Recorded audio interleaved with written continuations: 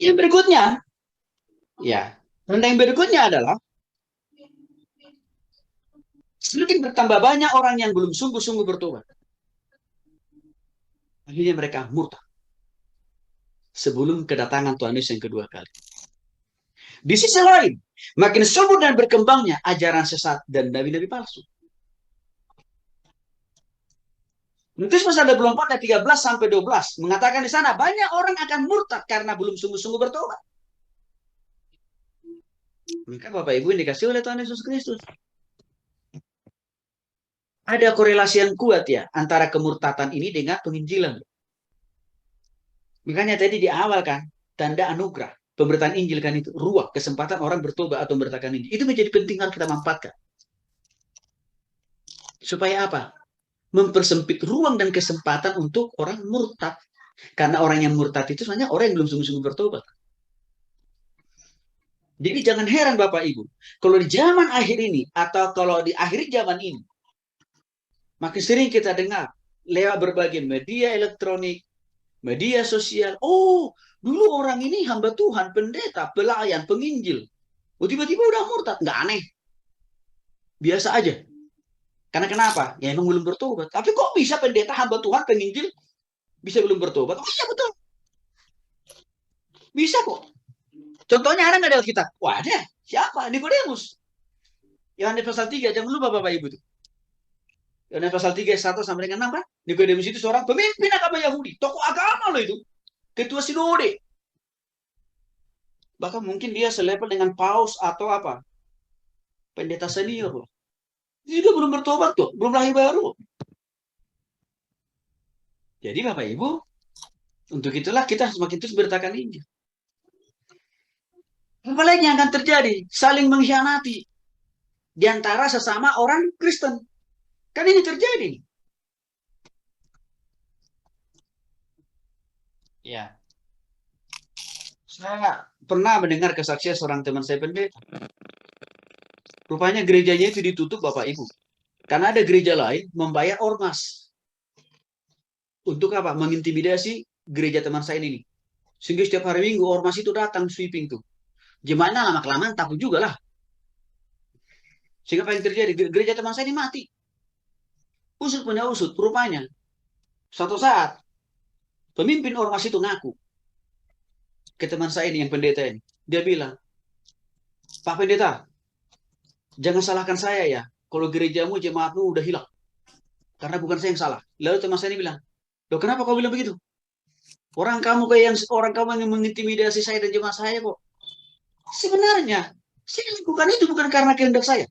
Bukan kemauan saya. Loh, maksudku gimana? Saya dibayar oleh gereja sebelah katanya. Aduh, itu kan bentuk saling mengkhianati.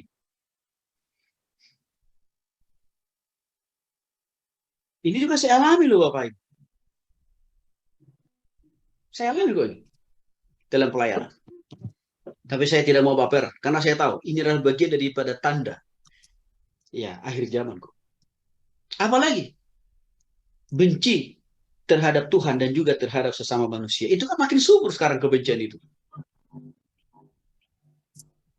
Maka bentuk konkret daripada kebencian itu kan Bapak Ibu kita melihat dengan jelas. Ya. Orang sedang beribadah, orang lagi berdoa, tiba-tiba dilempari. Ya. Gerejanya. Ya. Pendetanya disalibkan, kan itu terjadi. Anak membunuh orang tuanya, bahkan membakar hidup-hidup. Kan makin masif kalau kita lihat sekarang. Nah, dalam Matius pasal 24 yang sama, di ayat 24 ayat 27, apa? Semakin muncul dan berkembang ajaran palsu. Nabi palsu. Bahkan juga apa? Mujizat palsu. Hati-hati Bapak Ibu ya. Dalam Matius pasal 7 ayat 21 sampai 23 dijelaskan dengan jelas. Ya. Ada orang yang berseru, Tuhan, Tuhan. Ya. Memang melakukan mujizat memakai nama Tuhan. Mengusir setan memakai nama Tuhan. Menyembuhkan orang yang sakit memakai nama Tuhan. Tapi ayat 23 apa respon Tuhan? 3 hal. Aku tidak pernah mengenal engkau. Yang kedua, semua yang kau perbuat itu jahat. Yang ketiga Tuhan bilang, engkau ya engkau tidak layak di hadapan. Ya, jadi Bapak Ibu dikasih oleh Tuhan Yesus Kristus, ya kita harus kritis ya. Jadi jangan langsung kita terhipnotis dengan mujizat-mujizat palsu. Saya tidak anti mujizat loh Bapak Ibu. Dengan kasih anugerah Tuhan, lebih dari 20 tahun perjalanan melayani Tuhan, pernah kok dipakai Tuhan melakukan mujizat. Tapi yang mau saya katakan di sini adalah, ya kita tidak boleh serta-merta mempercayai total.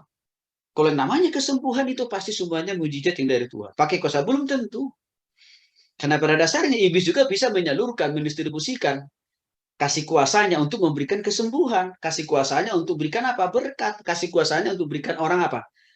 Kaya raya kan bisa. Ya, jadi hati-hati juga kita nih. Masalah mujizat-mujizat palsu ini. Ya. Apalagi yang terjadi di dalam 1 Timotius 4 ayat 1 sampai 12. Lagi-lagi subur berkembangnya ajaran sesat dan nabi palsu. Apa contohnya? Gereja Mormon yang didirikan oleh Joseph Smith. Saksi Yehova yang didirikan oleh Charles Russell. Dan terus ditumbuh kembangkan oleh Joseph Rutherford. Apalagi Children of God. Dalam bahasa Indonesia mereka ini memakai nama apa? The Family International yang dibangun dan didirikan oleh David. Di mana gereja ini melegalkan seks bebas. Sebenarnya mereka ini sudah pernah dilarang oleh pemerintah kita, termasuk Saksi Yehova. Atau tahun 90 saya masih ingat betul. Kebetulan bapak saya itu jaksa. Dia seringkali harus berhadapan-hadapan dengan pendeta-pendeta Saksi Yehova di kampung. Ya, dipanggil bolak-balik gitu pendeta-pendeta Saksi Yehova. Ngakunya tobat tanda tangan, tapi nanti tiba-tiba selesai tanda tangan. Besok-besoknya udah kembali dia menyampaikan ajaran. Nah, jadi Saksi Yehova ini sudah pernah di blacklist oleh negara. Tapi memang masalah. Saksi Yehova ini sekarang mendapatkan legalitas hukum sejak dari Gus Dur. Sehingga apa? Ini tantangan bagi gereja. Nah, ada lagi, ya, gereja Christian Science, ya, yang mempertuhankan ilmu pengetahuan kan, yang mempertuhankan teknologi. Nah, ini biasanya yang dijangkau, yang disasar itu adalah anak-anak muda biasanya, para mahasiswa, khususnya mereka yang kuliah di kampus sekuler. Itu yang disasar oleh, ya, pemimpin gereja Christian Science ini. Dan biasanya juga mereka menargetkan para profesional, para pengusaha-pengusaha itu. Ya, semakin subur. Nah, di dalam 2 Timotius 3 ayat 1 sampai 6, kita juga makin melihat di sana semakin bertambah kesukaran, kesulitan dialami oleh manusia. Jadi Bapak Ibu, ya, suatu kewajaran kok kalau selama kita hidup di dunia ini sebagai orang percaya mengalami kesukaran yang silih berganti. Cuma saya katakan tadi, kenapa seringkali orang Kristen tidak kuat menghadapi kesukaran tantangannya? Karena tidak pernah dia baca Alkitabnya dengan benar. Maka doa saya begini Bapak Ibu. Dan semakin kita memahami dan mendalami tanda-tanda, ya, kedatangan Tuhan Yesus yang kedua kali ini, maka doa saya, harapan saya, iman kita makin dewasa, iman kita makin kuat. Jangan makin kerdil. Ya, kesulitan dialami oleh semua orang, termasuk juga kita orang percaya. Masih berapa tahun sih kalau kita mengalami kesulitan? Baik ekonomi, usaha, pekerjaan, bisnis, pelayanan. Wajar Bapak Ibu, karena kita masih ada di dunia yang fana. Tapi yakinlah, di surga itu nggak ada lagi kesulitan jenis apapun. Ya, hidup manusia semakin cenderung egois. Ya, hanya mau dimengerti tapi tidak pernah mengerti orang lain. Kesombongan makin merajalela. Penyebaran berita hoax semakin subur. Yaitu salah satu bentuk fitnah kan. Ya, bahkan hari-hari ini semakin terus kita lihat ada banyak orang mempertuhankan uang.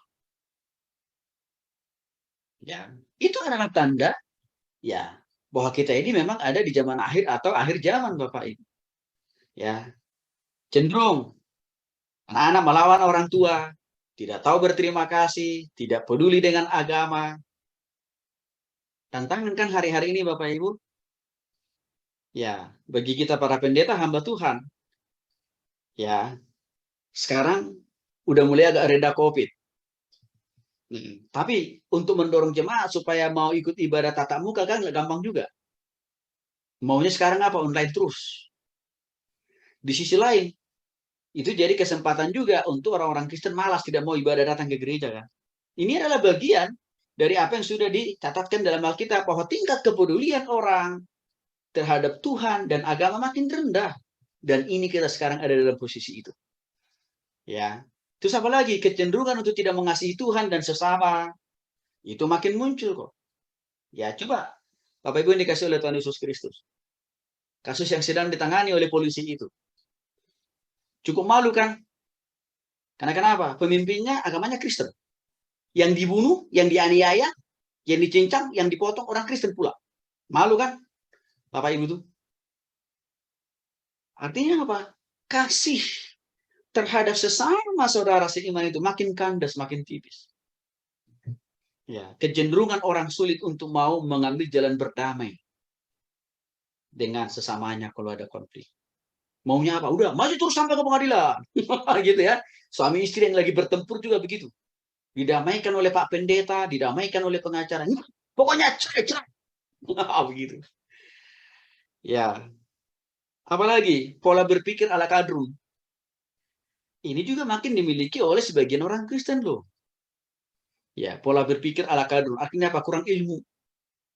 Udah salah, ngotot pula. Kan kira-kira begitu. Terus apa lagi? Sok tahu, menuruti hawa nafsu, dan hidup terus di dalam kedagingan. Semua ini kan sedang ada dan terus berkembang di sekitar kita sebenarnya. Sebagai bukti, bahwa kita memang ada di dalam tanda-tanda kedatangan Tuhan Yesus yang kedua kali.